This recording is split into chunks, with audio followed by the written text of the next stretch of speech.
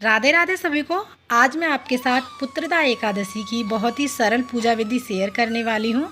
पुत्रदा एकादशी संतान के लिए विशेष मानी गई है और सही तरीके से इस व्रत के नियमों का पालन किया जाए तो संतान सुख की प्राप्ति अवश्य होती है। पुत्रदा एकादशी की शुरुआत 15 अगस्त को 10:26 पर होगी और साथ ही जैसे उदया तिथि के हिसाब से इस व्रत को रखा जाता है तो 16 अगस्त को 9:29 पर इसका समापन है। तो ये 16 अगस्त को उदया तिथि के हिसाब से ये व्रत रखा जाएगा, यानी पुत्रदा एकादशी 16 अगस्त को है। पुत्रदा एकादशी के व्रत में गाय का बहुत अधिक महत्व होता है। गाय माता के दूध का विशेष महत्व होता है, या गाय के दूध से बनी मिठाइयाँ भी आप ले सकते हैं। गाय का घी है तो बहुत ही अच्छी बात है। कोई भी चीज़ किसी भी रूप में आपको मिल जाए तो आप पुत्रदा एकादशी में अवश्य रखें। पुत्रदा एकादशी साल में 2 बार आती है, एक पौष मास में आती है, एक सावन के महीने में आती है। पुत्रदा एकादशी में श्री हरि विष्णु जी के बाल स्वरूप की पूजा अवश्य करें, यानी लड्डू गोपाल की पूजा अवश्य करें।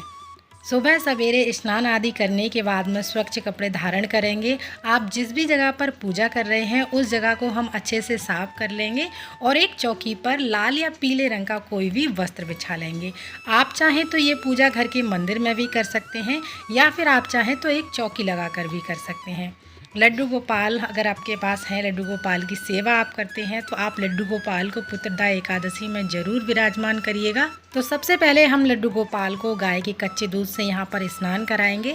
अगर आपके पास पुष्प हैं तो जिस भी पात्र में आप लड्डू गोपाल को स्नान करा रहे हैं थोड़े से पुष्प रखकर हम लड्डू गोपाल को स्नान कराएंगे।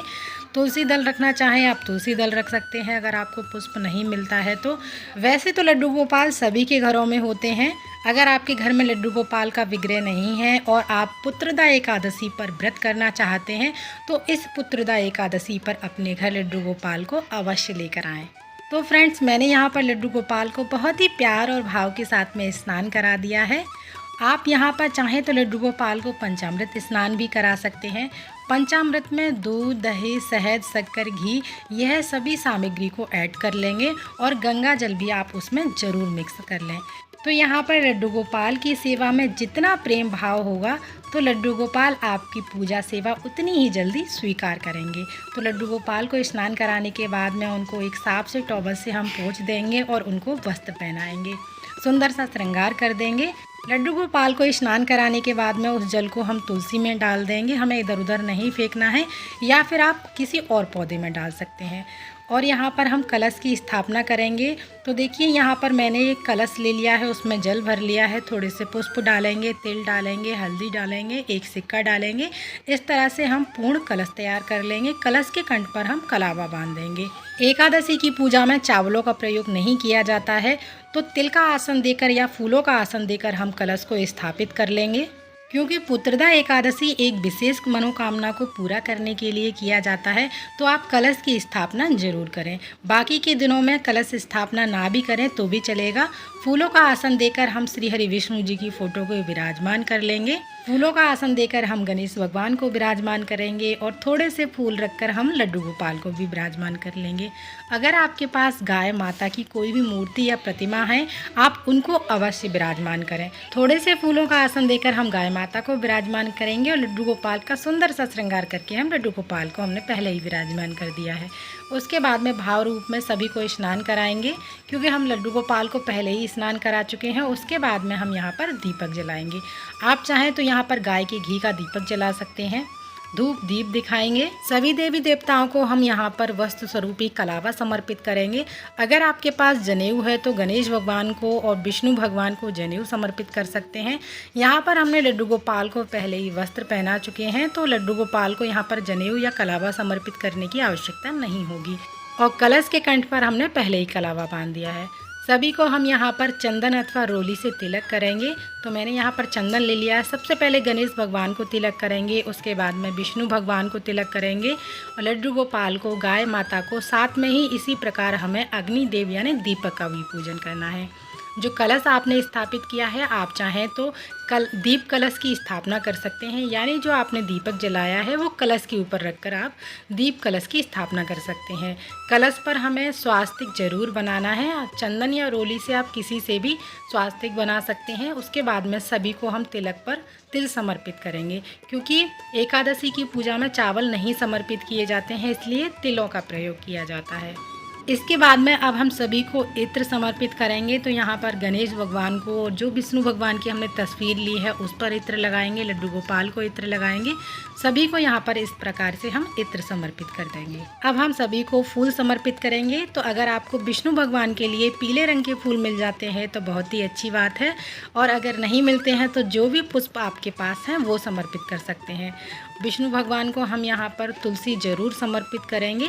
कलश के ऊपर अगर आपने जो भी प्लेट या ढक्कन रखा है उस पर पुष्प हमें ज़रूर रखना है, क्योंकि कलश के ढक्कन को कभी भी खाली नहीं रखा जाता है।